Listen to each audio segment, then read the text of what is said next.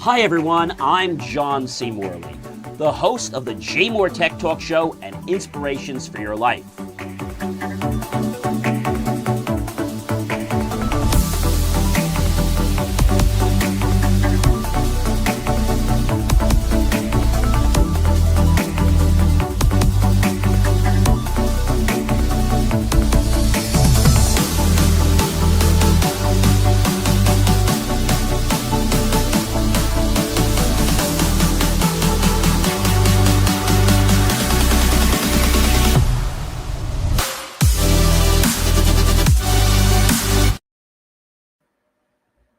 Hey guys, good evening. It is John C. Morley here, Serial Entrepreneur.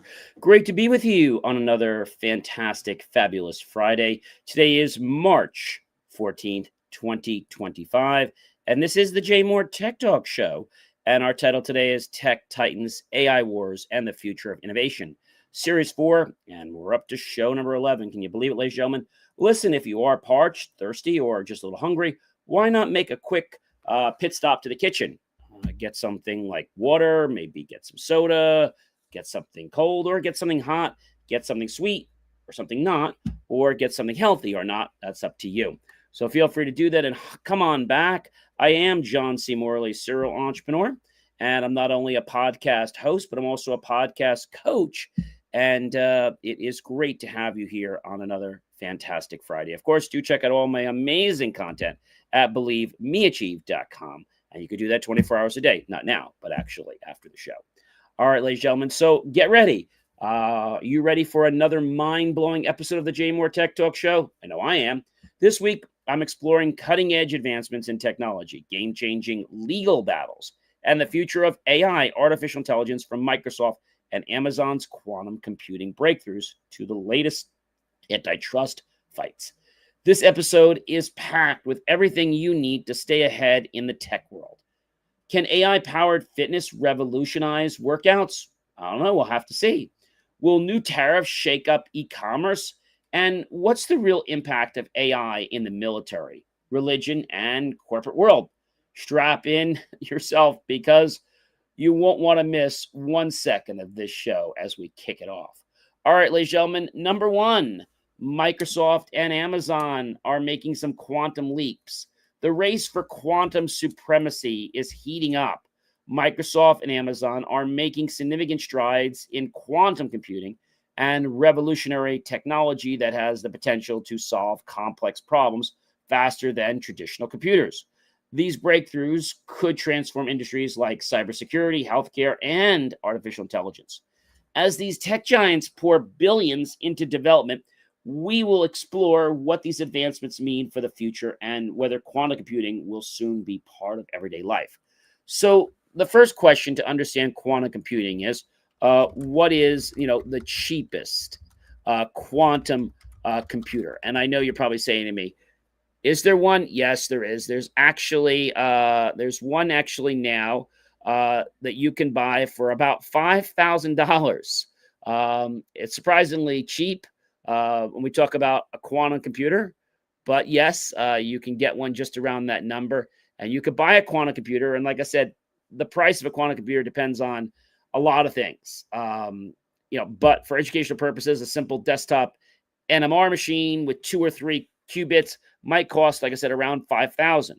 But a research suitable device with many more qubits might set you back, I'd say somewhere around $1 million or more. Some of these units can cost over $500 million. So not unheard of.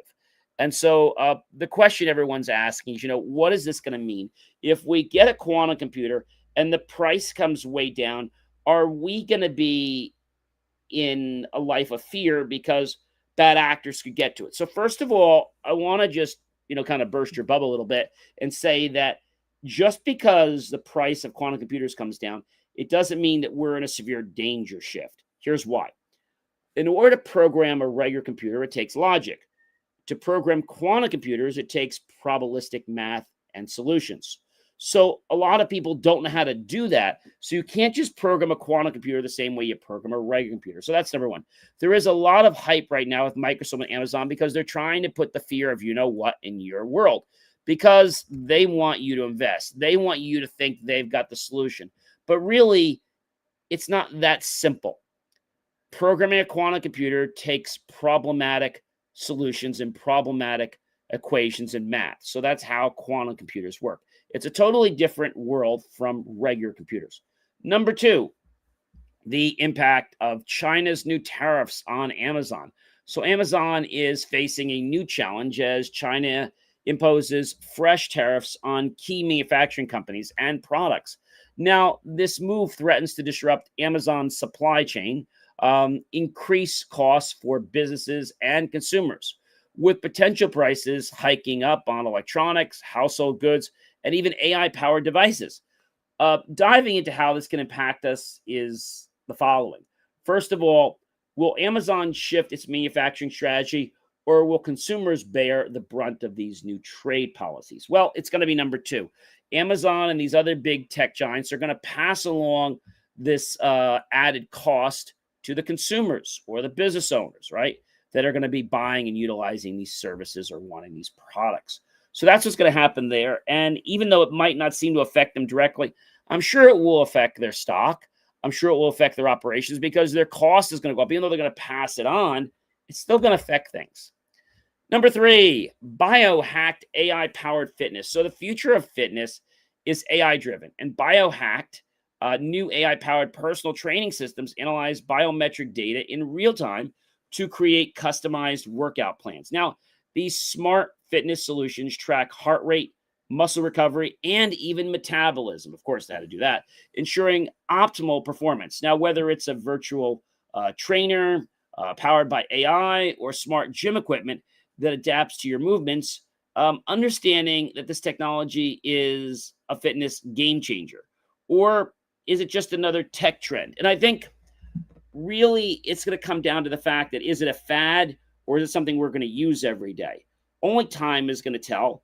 But with a lot of these companies having monthly subscription prices, that could make this solution a little sour because a lot of people, I don't know about you, don't want to buy something and then you have to pay a price every single month. Now, I got to tell you, there was a recent product that came out. I think it's on Amazon, a few other places, and it's actually an AI device that will actually sense how healthy your pool is and give you recommendations. Strangely enough, this device, you buy it, and it's not terribly expensive. I think it's under $300 or $400. And you don't have to pay a monthly fee to use it. I mean, that's pretty cool. Will it stay like that forever? I don't know. But I think when we ask people to do things because of the fact that, it's AI or because of this functionality, I think that causes a big problem for some people. And maybe you're wondering, what this means. What it means is people and businesses are trying to capitalize on people for what we call software as a service. Now, software as a service is not new, ladies and gentlemen. It's just that it's been starting to change, okay? And by change, I mean it's trying to grow in a way that hasn't been there in the past. I don't know if you know this, how much money is made in the SaaS industry? Does anybody know? Software as a service industry. I bet the number I give you is going to probably make you fall off your chair. All right. In 2018, okay, the U.S. accounted for the largest SaaS market revenue, around $135 billion. That's quite a bit, ladies and gentlemen. In 2024, okay, it grew, okay, from where it was to 317.55 billion. So rising again toward the end of the year, obviously it took more of a turn, but they anticipate by 2032, okay, that it's going to be 1.2 billion, 28 228.87. So, yes, 1228.87 billion. As expected to have an annual growth rate of 19.38% between 2025 and 2029, leading to a market volume of about 793.10 billion by 2029. Now, the thing you might not know about software as a service is it doesn't require your computer to have a lot of resources because usually you use a browser and the infrastructure is all up in the cloud. So it means your computer doesn't need much. Now, one particular one that a lot of kids play is Roblox. Roblox is a software as a service model. And so Roblox, ROBLOX, is an online game platform and game creation system developed by Roblox Corporation that allows users to program and play games created by themselves or others. Roblox is a video game developer, and they're based in San Mateo, California. They were founded in 2004 by David Basuziki and Eric Casil. The company is the developer of Roblox, and it was released in 2006. As of December 31st, 2024, the company employed over 2,400 people. So Roblox is considered a game creation platform, as I mentioned. The platform hosts millions of users creating games and virtual worlds covering a wide variety of genres. So is Roblox cloud computing? So Roblox Cloud Compute, RCC service for short, refers to the server in the client server model, the Roblox, and they've been using this tool since 2008. So how much is Roblox? That's probably an interesting question, right? How much is Roblox?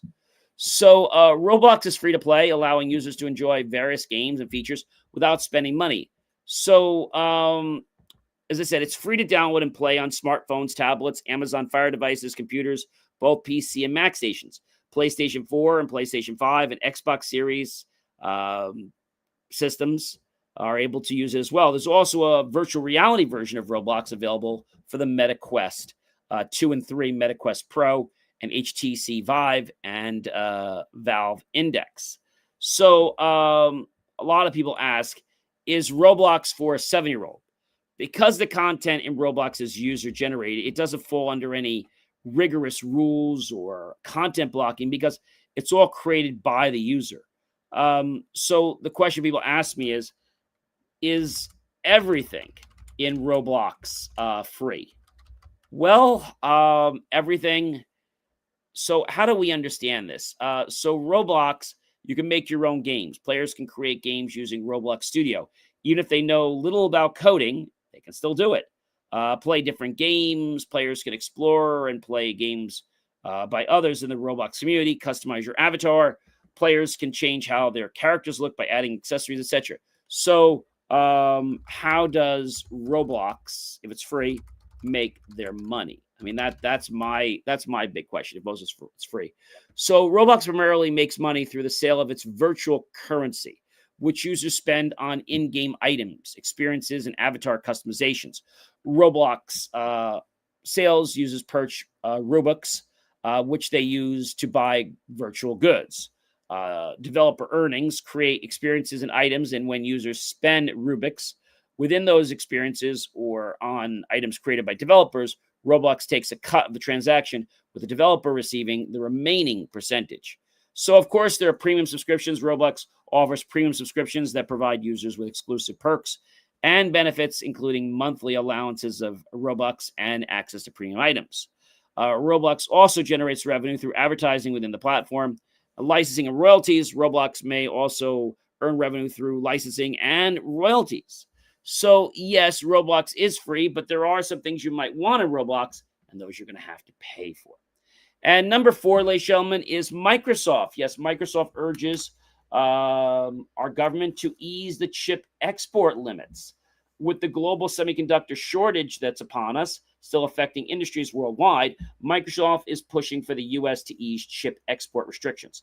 The company argues that limiting chip sales to certain countries is slowing innovation and causing supply chain bottlenecks. However, national security experts warn that lifting these restrictions could give rival nations an unfair technological advantage. Who, yes, right, is in the debate. And how will this decision impact the future of AI and cloud computing?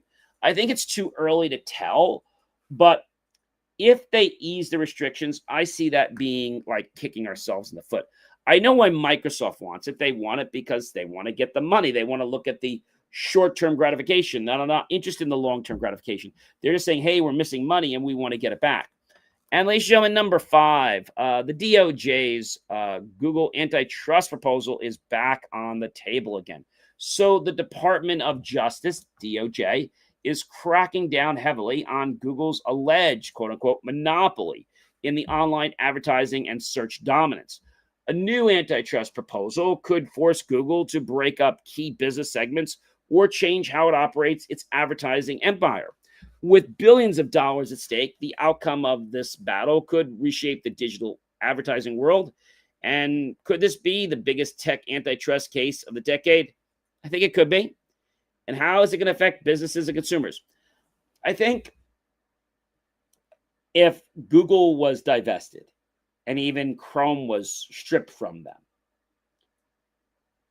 I think what people are starting to realize is that we don't need Google for everything, okay? And this is a big question. What would happen, okay, what would happen if Google went out of business? What would happen if Google went out of business? If Google were broken up, likely due to antitrust concerns, it could lead to a more competitive tech landscape, potentially lowering advertising costs and a shift in user search habits. That's important with the possibility of websites and blogs gaining more traffic.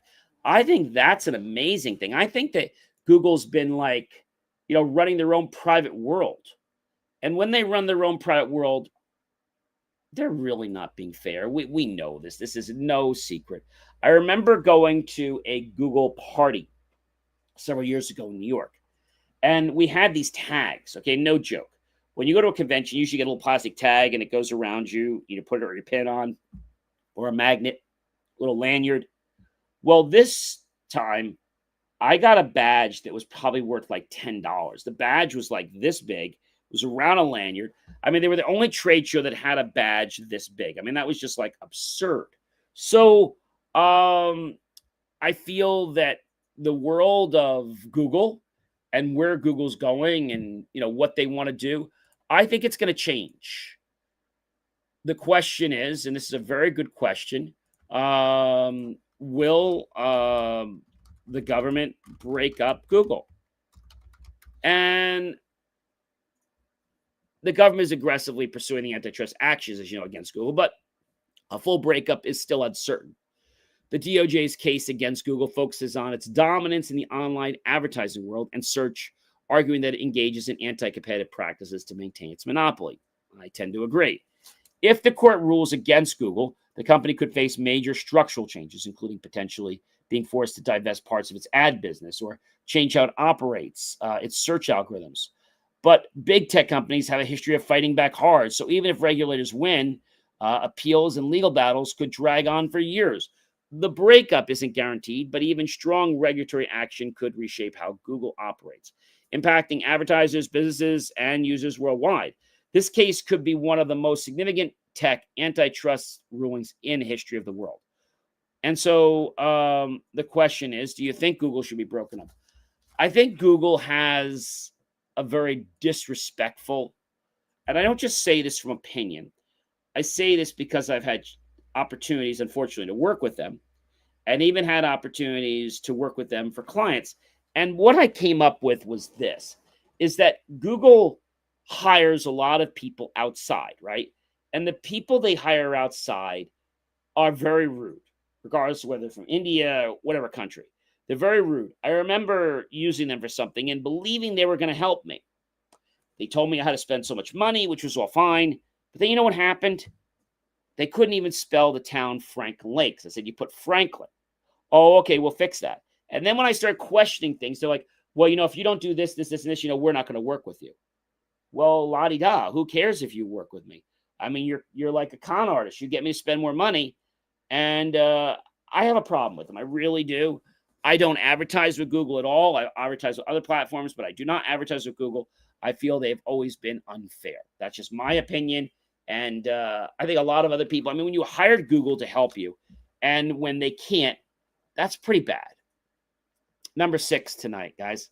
Meta's AI copyright lawsuit.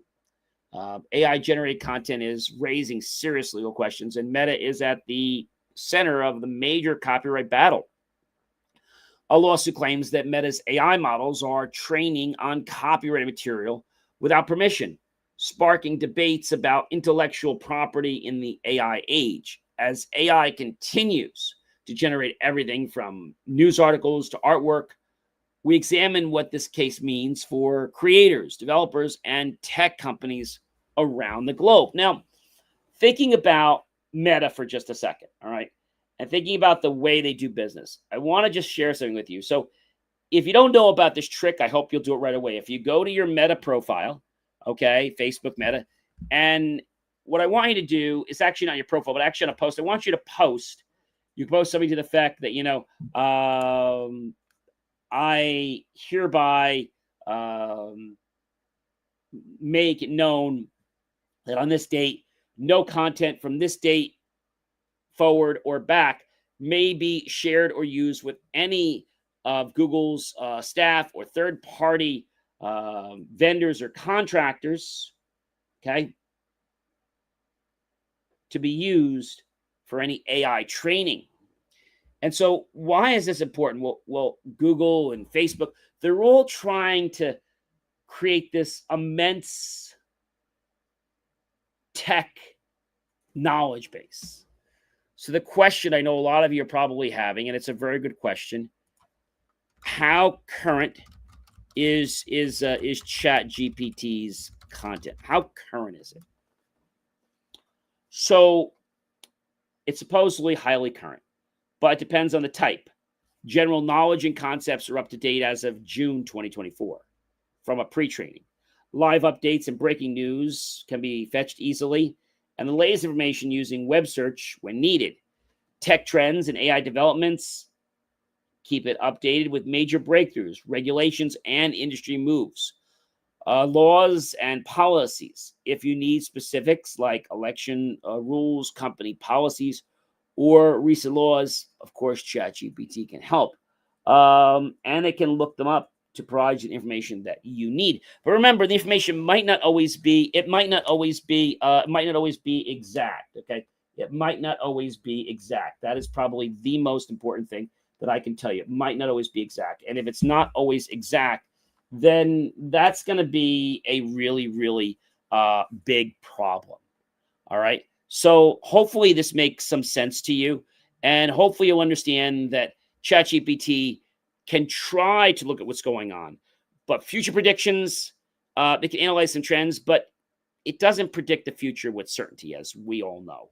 If you're looking for real-time news, it can pull fresh data, but it's not able to actually ascertain the information and draw a conclusion on it. Does that make sense? I hope it does.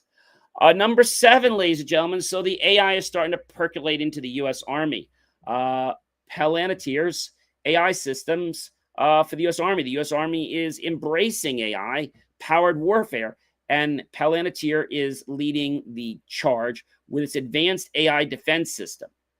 Wow, that's pretty big. So these systems are designed to enhance battlefield decision-making, predictive analytics, and national security operations, while AI in defense promises increased efficiency and protection. Critics warn of ethical concerns and potential misuse. Is AI-driven military tech the future of warfare, or does it raise more risks than rewards? I think as far as what it does, it's able to give the battlefield some knowledge that they might not be able to get like right up front because it has sensors, right? So that's very useful. But does the system really know what a war is? Does the system really know what casualties are? Does the system really know what human life is? I'd have to say no. I would have to say no. And if I say no, you'll probably understand, what that means. And that means something very big. It means that you, as a person, need to know that AI is not the be all end all. Okay? It is not the be all end all. Let me say that to you one more time. It is not the be all end all. All right? It is not the be all end all. And so if it's not the be all end all, then hopefully you'll understand one important thing. And that other thing is that AI is not 100% accurate. Let me see if I can prove that to you. I mean, I have many times, but a real quick one. How to prove Chat GPT is not accurate, and you can cross-check with reliable sources. You can test with tricky or niche topics. You can check for outdated information. You can ask about controversial or changing topics. You can reword the same question in different ways. Like, what are controversial topics today?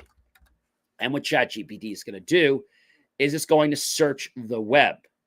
And it's going to tell you, as of such and such a date, okay, these are the topics that are still causing an issue. And so all it's doing is it's pulling a search. It's not really deducting any facts. It's not concluding anything. It's not recommending anything, nor is it trying to educate us. It's just pulling the facts.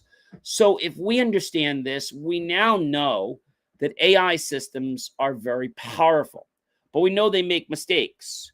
So what will the AI system be used for in the Army? Well, that's kind of classified, but military applications of AI include identifying and neutralizing threats, guiding manned and unmanned aircraft and vehicles, and gathering intelligence and preparing for battle. That's a lot. So developing AI that can quickly generate many of the associated products would unburden staffs and allow for more focused preparation on the conduct of operations. Large AI assistants could ingest more data than the individual and could raise issues a human staff may have missed. Because let's face it, if one person's talking to you, I can deal with one person. We can't deal with 2, 3, 4, 5, 6, 7, 8, or 9, 10. We cannot deal with that kind of communication, right? We can't. And if we cannot deal with that kind of a communication, then how do we process the information? Well, we can only handle one person at a time, but AI supposedly can handle multiple people at one time, multiple inputs. But AI tends to work in chunking. And because, this is really important, ladies and gentlemen, because AI works in chunking, okay, it gets things wrong. It makes mistakes. And so thinking about AI for just a moment, it processes information in chunks or segments, which can be sometimes led to many mistakes. Loss of context between chunks. AI generates long responses. It may not perfectly remember the details from earlier in the conversation, leading to inconsistencies or contradictions. Cutting off of issues, since AI processes a limited number of tokens, words and characters at a time, it can possibly be able to miss some details from the previous chunks, causing gaps in the ultimate reasoning. Hallucination errors. Sometimes the AI files are basically giving you things that are not true, right? Misleading information with plausible but incorrect details. They sound like they're plausible, but the trick is they're not plausible. That's the thing. Overgeneralization. AI models predict the most statistically likely answer based on training data, which can sometimes lead to misleading generalizations rather than precise facts. Lack of real-time updates. Unless AI tools have live web access, they rely on pre-existing knowledge, meaning newer developments might be missing or outdated. So when the web goes and gets something, that's where it's gathering the data, but it's not able to really ascertain that information or make judgment calls on it. Number 6 on that, misinterpretation of complex queries. AI may misread a nuance, a sarcasm, or a highly detailed multi-step reasoning, leading to responses that don't fully align with the question or actually will be just slightly off. And this is why fact-checking AI-generated content is crucial, especially for high-stakes topics like law, health, and politics. We need to be on our guard to make sure that we understand that AI could be wrong more often than not. AT&T scales back their DEI initiatives. So DEI is diversity, equity, inclusion. AT&T has announced a reduction in its diversity, equity, and inclusion programs, sparking controversy. So what this all means is that they don't want to support discrimination for race, religion, sexual orientation, creed, political party, etc. And I believe the reason they're doing this is not what they're stating, but because they just don't want to get caught up in a political loop. So some argue that DEI initiatives are essential for the workplace and making sure it stays fair, while others claim they hinder merit-based promotions. And this move reflects a larger trend of companies reevaluating DEI efforts. And amid growing political and economic pressures, will AT&T's decision lead to similar actions across the corporate world? And I have to say yes. We have seen many companies, several companies have removed their DEI from their support. And I know that sounds strange, but there's actually 30 companies that have removed their DEI support. I think that is a pity, a real pity. One is Amazon removed their references to diversity and inclusion from its 2024 annual report. AT&T, as we said, has scrapped a series of DEI initiatives, including encouraging employees to wear pins with preferred pronouns. It will no longer fund the LGBTQ events and groups and its scholarships, which previously targeted minority groups. So that's also a problem. Bank of America has scrapped the diversity hiring goals and changed references of diversity to talent and opportunity. BlackRock, the investment company, dropped all references to diversity, equity, inclusion, according to Wall Street. Boeing, the aircraft maker, got rid of its DEI department. And Citigroup, the financial services company, will end goals related to hiring a diverse workforce, which just started this past February 19th. Chipotle, the company, deleted DEI language from its 2024 annual report. NPR reported this as well. And Deloitte & Touche, the financial consulting firm, told U.S. employees with government clients to remove pronouns from their email signatures and said it would stop creating diversity reports. I have to say that I think that's really terrible. Disney replaced references to diversity inclusion with talent strategy and got rid of a website that highlights diverse employees. And Ford changed the focus of employee resource groups and ended participation in external surveys, such as one measuring workplace inclusion of LGBTQ plus employees. General Motors, car makers, scrubbed references to diversity, equity, inclusion from its 2024 report.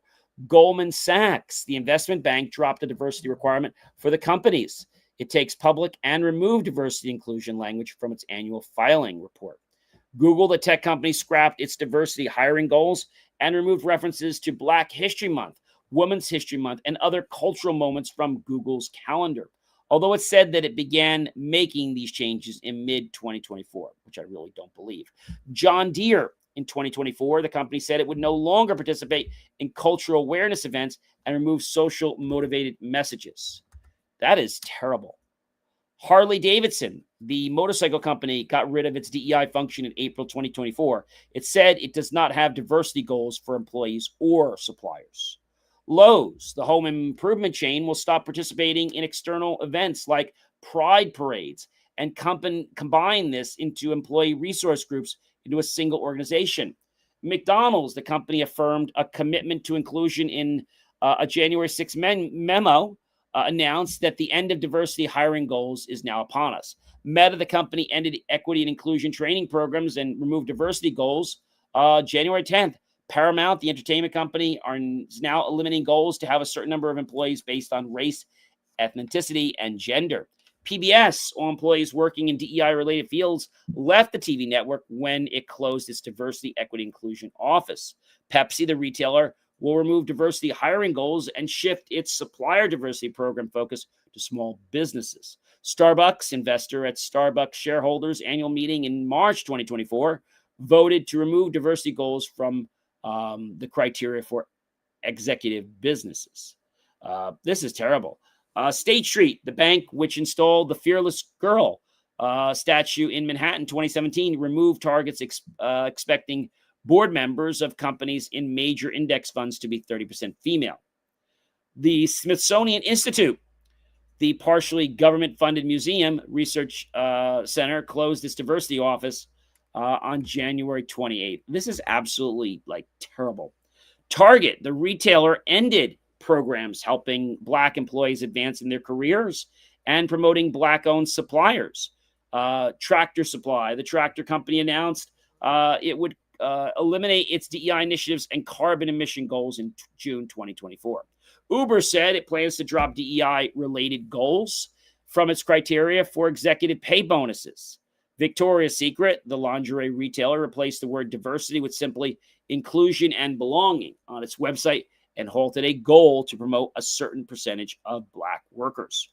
Walmart, the world's largest retailer, said it will not renew a 5-year commitment for an equity racial center created after the police killing of George Floyd.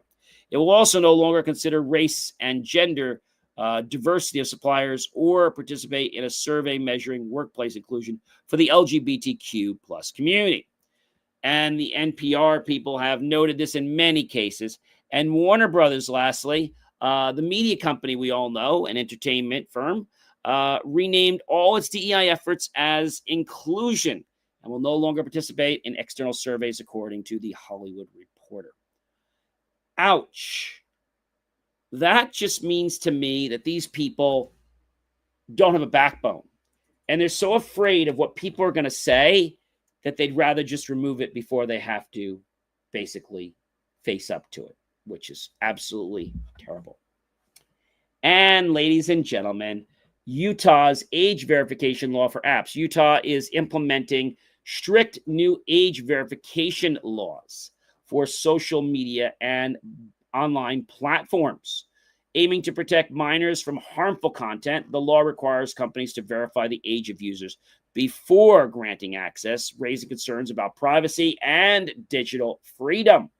As other states consider similar measures, they're discussing the potential impact on social media giants, content creators, and internet users.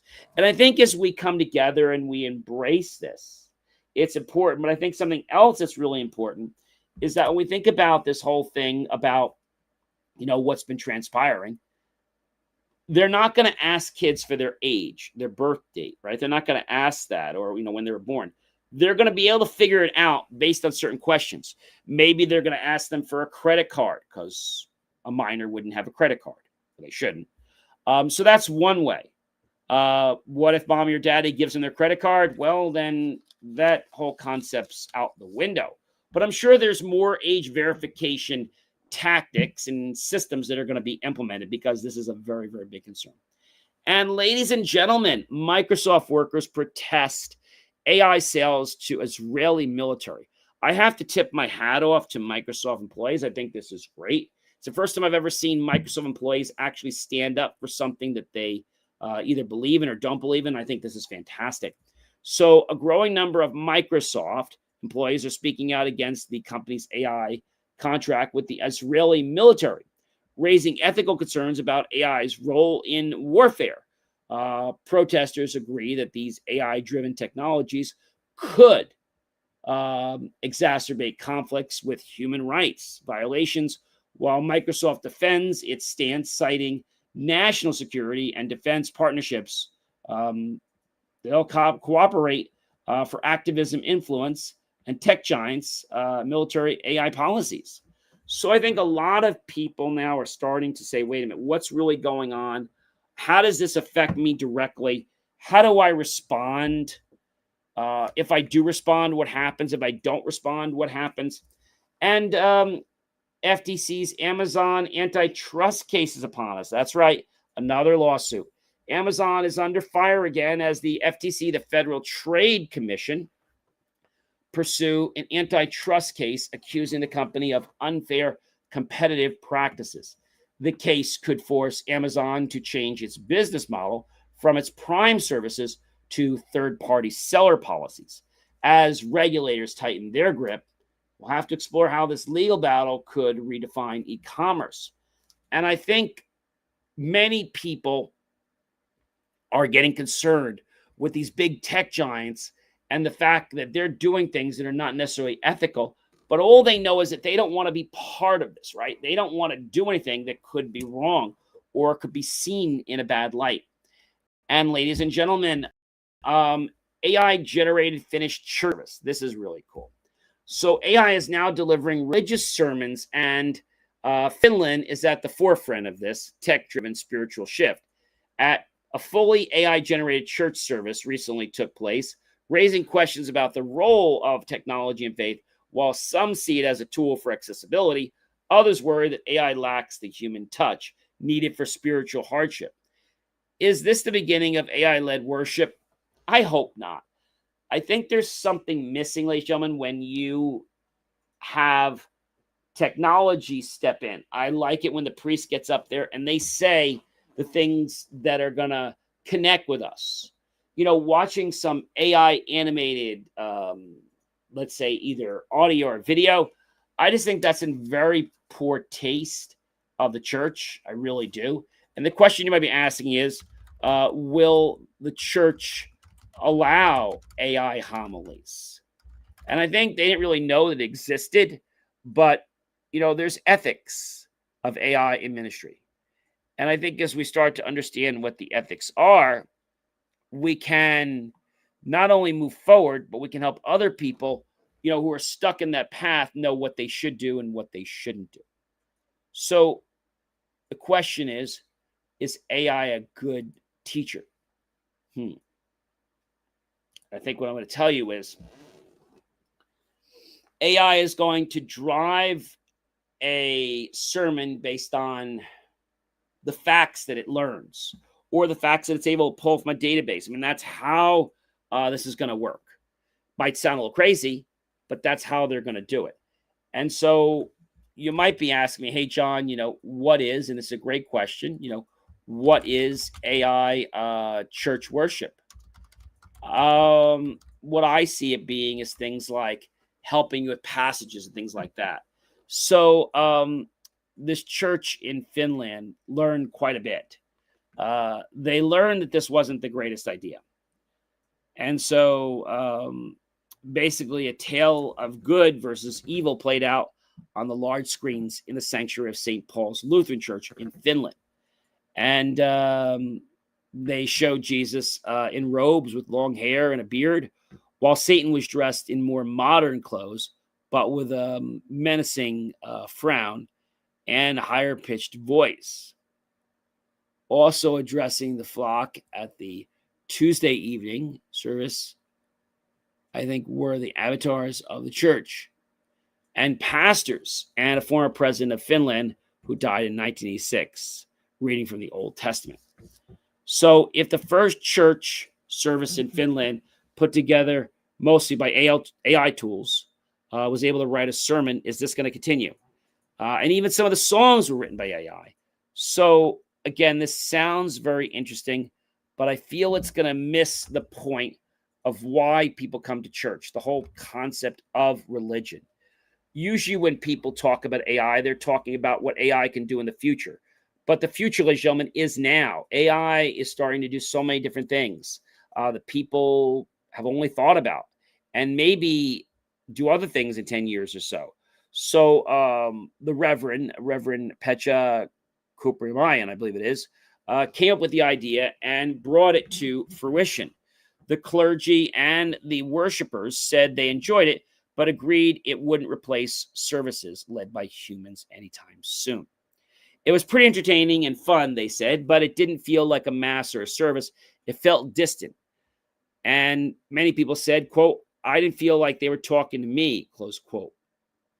And so as we understand this, and we know that AI has some let's say, potential, churches and pastors around the world have started to experiment with AI, just like the rest of society, to try and understand what role it could play in their lives and if it can attract more worshipers. The thing is, if you use AI in a situation where you're trying to build trust and it screws up, well, you've got a very, very big problem. So in 2023, an AI-led service was held in a church in Germany just about a year or two ago. And last year, an avatar of Jesus on a computer screen in a Catholic chapel in Switzerland took questions from believers and offered responses based on scripture. So St. Paul's Church likes to try new things, like many. And with pastors incorporating screening of soccer and ice hockey matches into their service, along with dance and film festivals, we can get the fact that it's going to make a difference in your life. But the question is every difference it makes going to be the right difference, or is it going to be something that's going to trip us up? Well, that's up to you, ladies and gentlemen. I think you have to figure out what and why something is the way it is. And if we understand why something is the way it is, then I think a lot can transfer forward, an awful lot. And so after many people attended a conference on AI and religion in Geneva and hearing about the service in Germany, they figured, well, why don't we give it a try? It sounds like an awesome idea. And so I think people want to do something new for the church, right? And I think the most important thing is human touch. Worshippers often said that they found the service different, interesting, entertaining, but distant, and also confusing. Speech patterns were rapid at some times and hard to follow at others. Many people said they liked the songs. They were catchy, although they lacked the kind of soul that the humans had come to love. One of the chief development officers at the Helsinki Parish Union said the service felt more like a performance, finding it more impersonal than it would be real. And I think that's a mistake that a lot of churches sometimes make, is that they get that question that it's about that, right? It's about what it could be. And so if it's about what it could be, then how does that equate? And I think the way it equates is the fact that we have potential, all right? We have potential, and with that potential, we can grow. So I don't think AI pastors are going to be in the limelight or the seat for any priests or deacons or anything. I don't think that's like happening. But I do see that this is definitely causing a spur. We're trying to have a religious setting, and it's becoming more about an instrument and not about humans. So they're not just there to achieve something. They're there to create a bond, to create a connection. And one researcher, Anna Puzio, a researcher on ethics of technology at the University of Twente in the Netherlands, said, and I quote, that given the concerns with AI, it's important for churches and religious groups to experiment with it. That way, it can help shape these AI processes and develop AI and design in a reasonable way. But I think the most important thing when we think about all this is making sure that the AI technology is going to yield us the result that we want.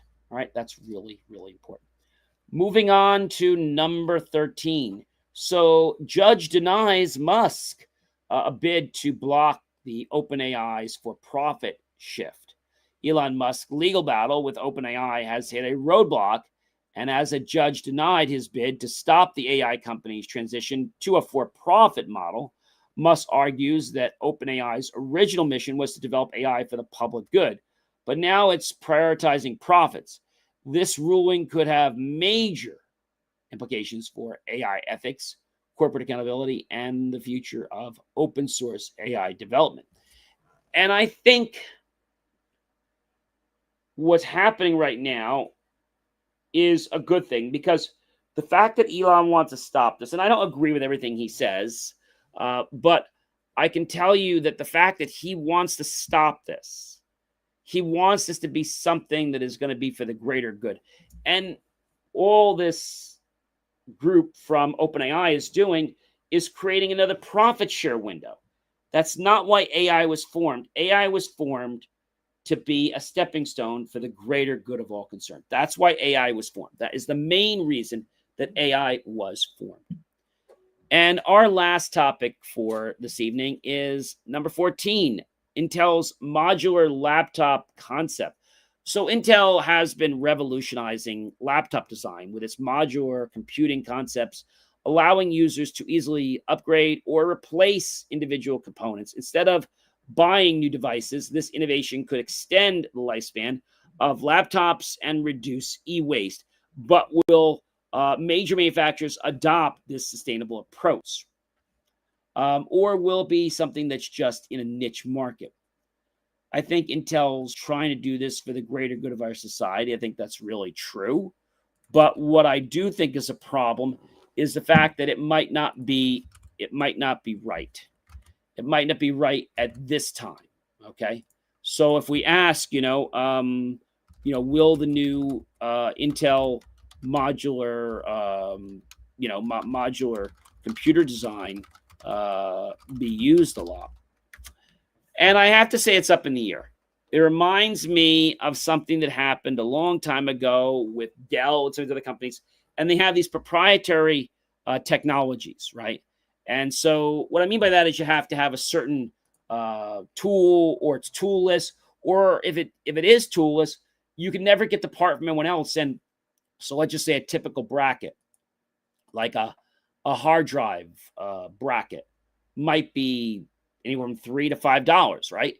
But when it starts hitting prices of $20 and $50 for a simple bracket, just because it has a few proprietary clips and locks on it, I see that as being a big problem. So you probably remember a few years ago, Dell introduced the concept Luna, a laptop design featuring modular components that could be upgraded through a robotic upgrade station at a retailer. Similar to a vending machine, the system allowed a robot to handle the upgrade process. Now, talking about modular computers, all started with the IBM PC Junior, and it moved to an IBM modular computer concept. And so this is where it went. And so when we think about modular computers, we obviously want to be able to service them in a quicker fashion with less room for mistakes, because a lot of times, just to take your battery out of a laptop, you've got to go through so many different things. And there was a company called Antelope Technologies who pursued this concept, aiming to create a market. Due to its unique design and low initial production volume, it was relatively expensive, as were the docks that could have been integrated into cars, hospitals, and hotel rooms, and even airplane seats, providing full PC functionality and an easy upgrade path for the core technology. So the attempt came from basically something no bigger than, I'm going to say, about a pack of cigarettes, containing everything except a battery, a keyboard, and a display. And it can be placed in a laptop case or docked on a desktop. Now, there was a problem that the core module wasn't very powerful due to thermal and cost constraints, and docks for it never became widely available in the first place. So that was a problem, and as a result, it never reached the necessary volume to drive costs down. We know that Dell developed the Green Project Luna that used a robotic upgrade machine that could be placed at locations like Best Buy, so users could quickly and cheaply upgrade, modify, or personalize their laptop. So Intel's now trying to go down a similar path. Intel's new modular laptop design vision appears primarily focused on reducing e-waste.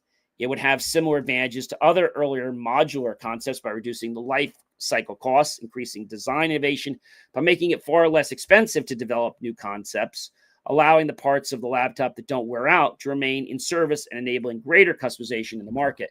Now, this approach could lower upgrade costs for Intel and other component manufacturers while driving post-sale demand for CPU and GPU. It would also make it far easier for users to repair their laptops and provide relatively low cost upgrades for almost every internal component. On the desktop side, Intel appears to be revisiting the Panda project concept of a passive backplane, making it easier to upgrade motherboard components, even though desktop PCs are more straightforward to upgrade. Swapping out the motherboard is a little bit of a project, and often, people just donate their old desktop and start with a new case when they get a new motherboard. So Intel's design is all about, instead of unscrewing the motherboard and hoping the new one fits, users could simply replace one or more plug-in cards simply to the PC Junior concept that came out decades ago. Water-cooled implementations might still be tricky, but you could get around that by using quick disconnects and CPU modules that would hook up to the case's water cooling solution. This approach could enable users to swap out PC CPUs as easily as GPUs, enhancing chip level competition and expanding the total addressable market, which they call TAM, for modular components like CPUs, chipsets, and, well, we don't have modems, but we actually have network cards, something that we have. And so as we think about this concept, Intel has had a tough year trying to push this through, but they're still kicking. And the kind of feedback that we're getting, and HP's even trying to do this. Why are they doing this? They want to make things easier and quicker. Ladies and gentlemen, I don't know if you know this, but my name is John C. Morley. I'm a serial entrepreneur. It's always such a privilege, a pleasure, and of course, an honor to be with you here on the JMOR Tech Talk Show. This show airs every single Friday night. But of course, if you miss any part of this show, you can simply go out to believemeachieve.com. And you can check out more of my shows, my short form content, my long form content, because let's face it, I cover a lot in these shows, whether it's tech, whether it's motivation, whether it's some daily video or a live stream. There's a lot in them. So feel free to go back and watch them anytime that you would like.